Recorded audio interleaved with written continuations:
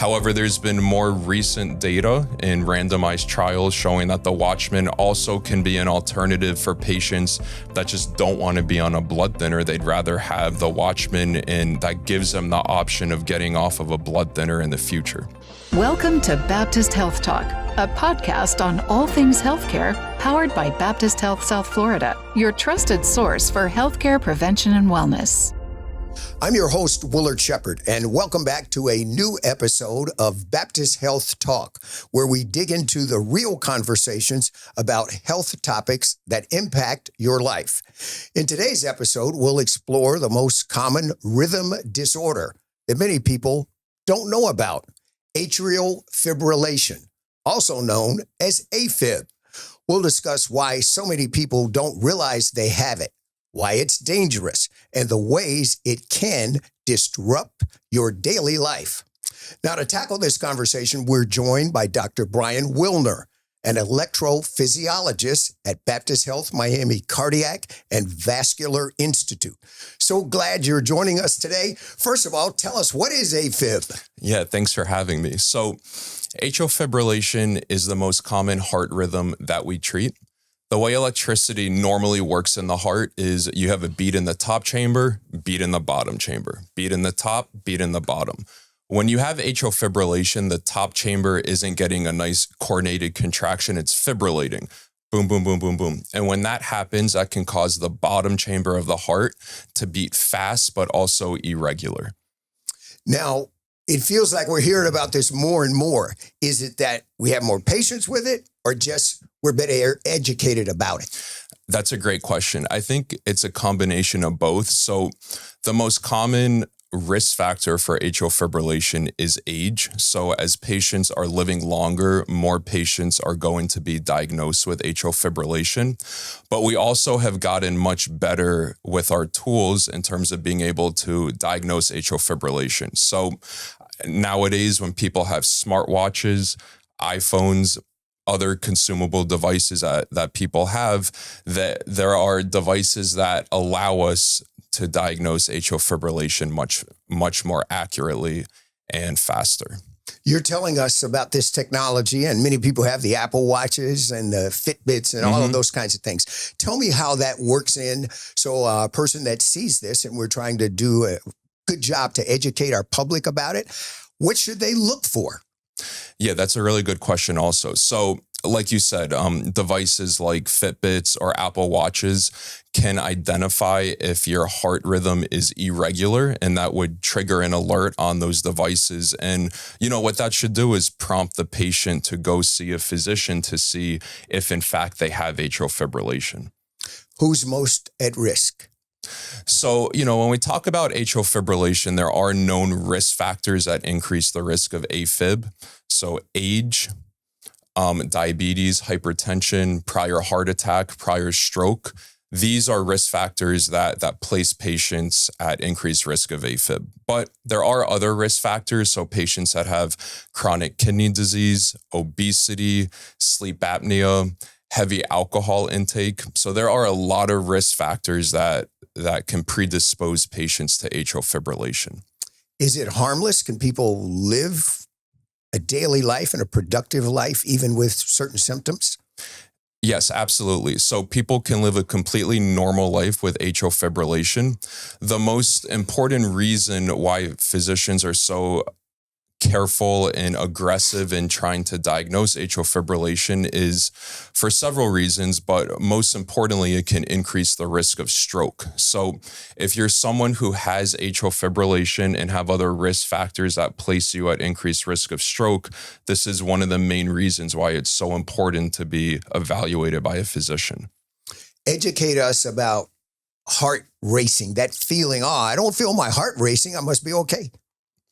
Yeah, so in patients who have atrial fibrillation, it can present in many different ways. So Most commonly, when patients are in atrial fibrillation, they can feel what are known as palpitations, or their heart rhythm is just fluttering. So that can be one symptom, but there are many other patients that don't experience that. So other patients may experience just shortness of breath, fatigue, less energy, more subtle symptoms, and these very easily also could be due to atrial fibrillation. But there also are other patients on the other side of the spectrum that really have no symptoms at all.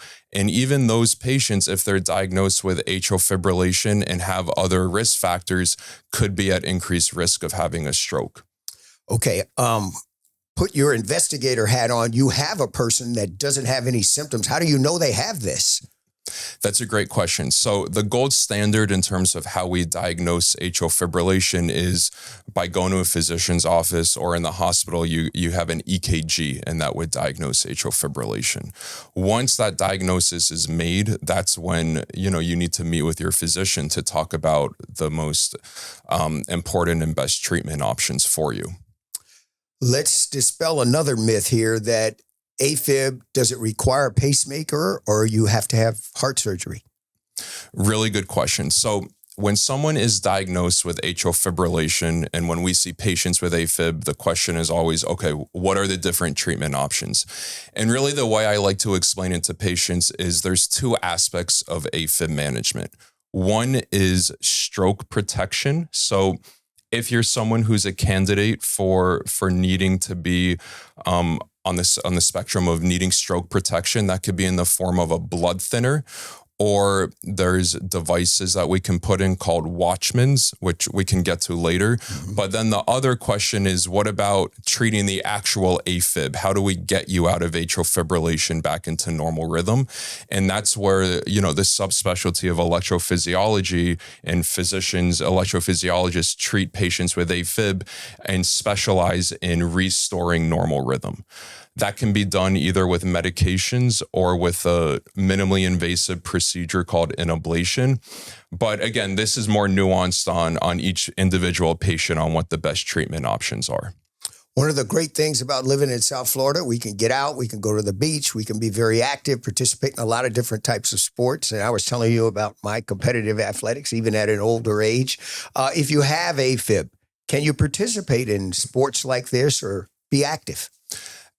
Absolutely. So there's very good data to show that 30 minutes of aerobic exercise a day can decrease the risk for atrial fibrillation.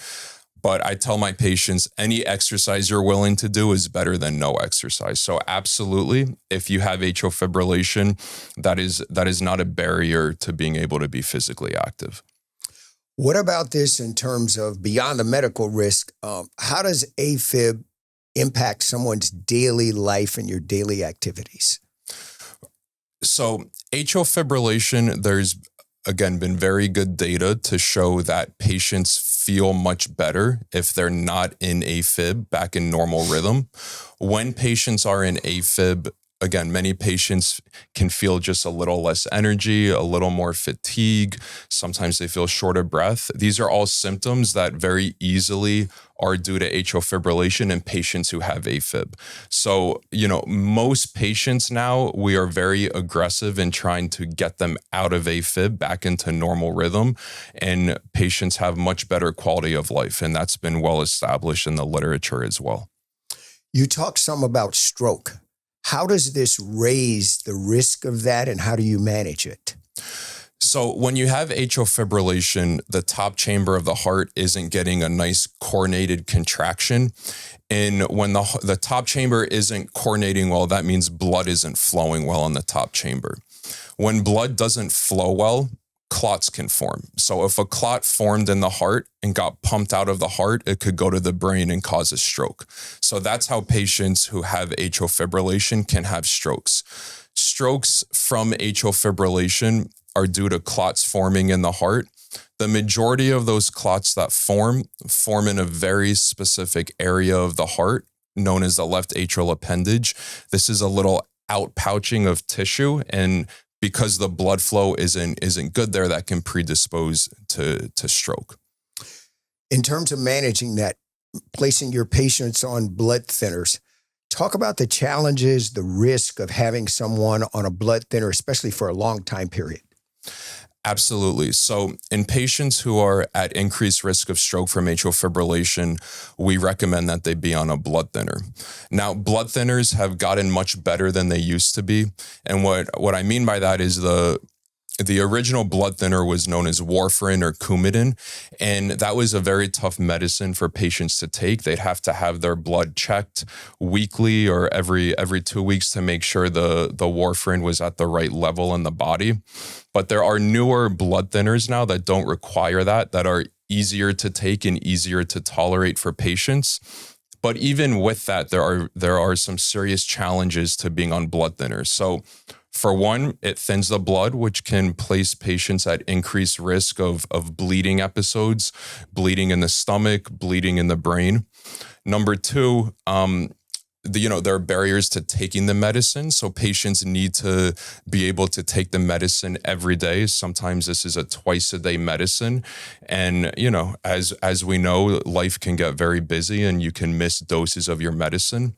Also, these medicines can be very expensive for many patients. So while blood thinners are very good medicines, there definitely are challenges to adherence with them. Tell us about the Watchman. In my time this morning, actually coming to see you here at Baptist, I was telling you that one of my mentors at NBC is scheduled with one of your colleagues to have the Watchman. So tell us all about the Watchman. Yes. So the Watchman is an alternative to being on a blood thinner. And what it is it's a device that we place into the heart, minimally invasive procedure as well. It's about a 45-minute procedure. And what it is basically, it's a little mesh filter that gets placed in a very specific area of the heart called the left atrial appendage. That's where clots can form during atrial fibrillation. And after the Watchman is placed, it allows patients to get off of a blood thinner and still have stroke protection. Traditionally, the Watchman was approved originally just as an alternative to blood thinners in patients who cannot tolerate blood thinners. So again, those are patients who have had prior bleeding episodes, patients who have had prior falls, patients who, for whatever reason, aren't able to take a blood thinner. That's where the Watchman traditionally was a good option. However, there's been more recent data in randomized trials showing that the Watchman also can be an alternative for patients that just don't want to be on a blood thinner. They'd rather have the Watchman, and that gives them the option of getting off of a blood thinner in the future. Where are we now in terms of the Watchman from where we first started to the technology and what you've learned? Yeah, that's a great question. So the Watchman was approved about 10 years ago in the US.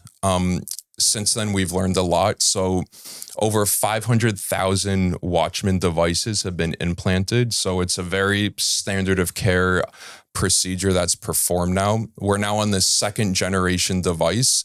And in the right patient, it's really an excellent device. It's a very low risk procedure. And again, it allows patients to get off of a blood thinner, which we know over time, especially for younger patients, the longer you're on a blood thinner, that does increase the risk of having bleeding episodes. Those numbers you're giving us, is that here at Baptist or just in general? Yeah, sorry. So those numbers, that's in general.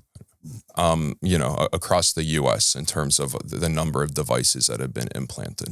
Okay, who's a good candidate for this? So the Watchman is a very good procedure in patients who have atrial fibrillation and are at increased risk of stroke, and because of that, meet an indication for long-term anticoagulation.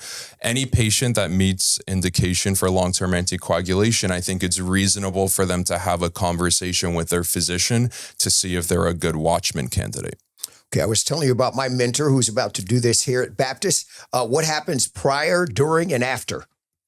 Great question. So The Watchman is a 1-hour procedure.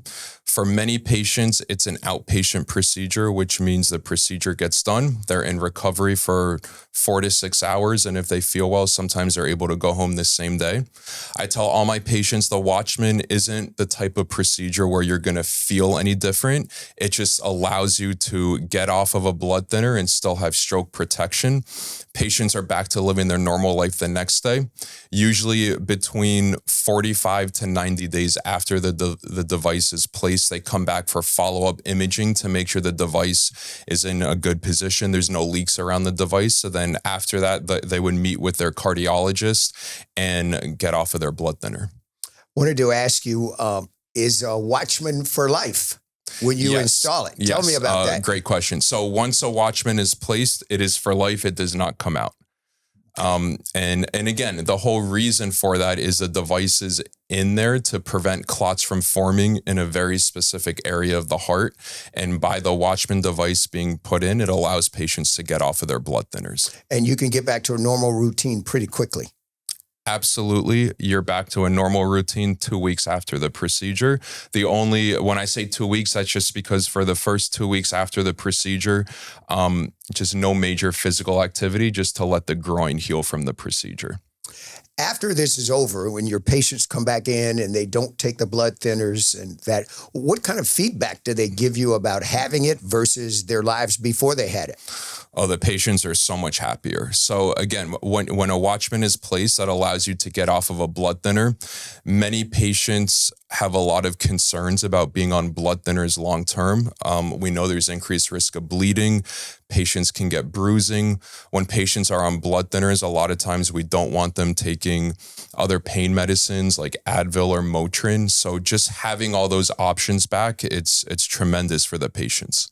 I want to ask you about the psychological aspect of this. I was always thinking that something would never happen to me. I'm a very unlikely person from my military service, flying and things and other activities, to be a cardiac patient.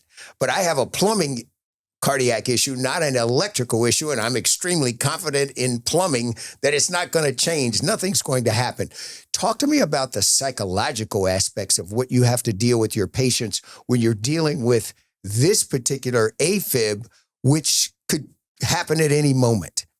So there definitely is a psychological aspect. And like I said, when patients have atrial fibrillation, even my patients that come and see me and say, well, Dr. Wilner, I know I'm in AFib, but I don't really feel very different. I'm able to do everything I want to do. I exercise. Why do we have to treat this? And a lot of times I say, let's just try to get you out of AFib and see if you feel any different when you're back in normal rhythm. And the majority of the time, the patients come back and they say, wow, I didn't realize how fatigued I was, how little energy I had when I was in AFib. And it wasn't until you're back in normal rhythm that the patients can experience that. And again, there's been very good research that is documented and proved that patients feel better in normal rhythm. There's decreased risk of stroke if you're in normal rhythm. There's decreased risk of heart failure if you're in normal rhythm. There's also some more recent data to show that the longer you're in AFib, meaning in patients who are in AFib for many years, blood flow to the brain is actually different during AFib, and there may be correlation between AFib and memory problems. So there's a lot of reasons why it is very good to try to get a patient back into normal rhythm. In terms of the Watchman and the risk, I know you always evaluate the risk versus the benefit. How do you lay that out for your patients? Yeah. So again, when we talk about the Watchman, again, big picture is we're trying to get patients protected from stroke. So the Watchman is a one-time procedure. So what I tell my patients is when you're on a blood thinner, and again, there's good data to support this, the longer you're on it, there's increased risk of stroke. Some literature suggests even between 10 and 15% increased risk of bleeding every year, cumulative when you're on a blood thinner. So you're giving up the cumulative risk of being on a blood thinner over time for the one-time risk of the procedure.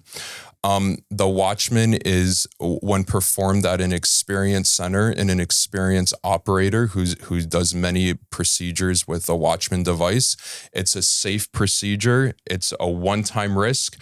And again, it allows you to get off of the blood thinner long-term. For someone listening and thinks, hey, this might be able to help me, what is the first step forward for them? Absolutely. So in patients who have AFib, most patients with AFib should be evaluated by a cardiologist and by an electrophysiologist to see if they're candidates for, one, restoring normal rhythm. The most effective way we do that is with a procedure called an ablation. An ablation is a minimally invasive procedure similar to the Watchman. It's about a 45-minute procedure. It's an outpatient procedure, and there's very good data to show that is the most effective way to get patients back into normal rhythm and keeping them in normal rhythm. So most patients with AFib, or I would say all patients, deserve an evaluation at least by a cardiologist to see what their treatment options are.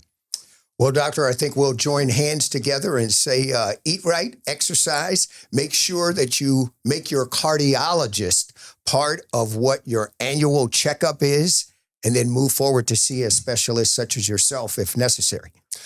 Absolutely. I totally agree. So, one of the main treatment arms of AFib is risk factor modification.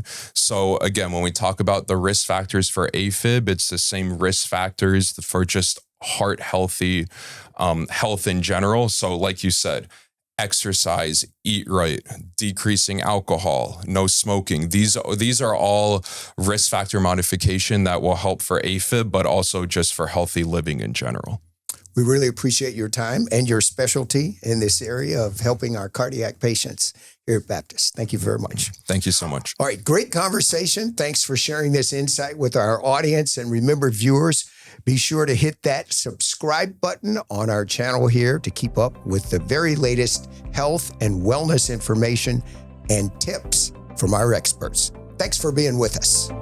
Find additional valuable health and wellness information on our resource blog at baptisthealth.net/news. And be sure to interact with us on our social media channels for live and upcoming events. Baptist Health Talk is brought to you by Baptist Health, the warmer side of care.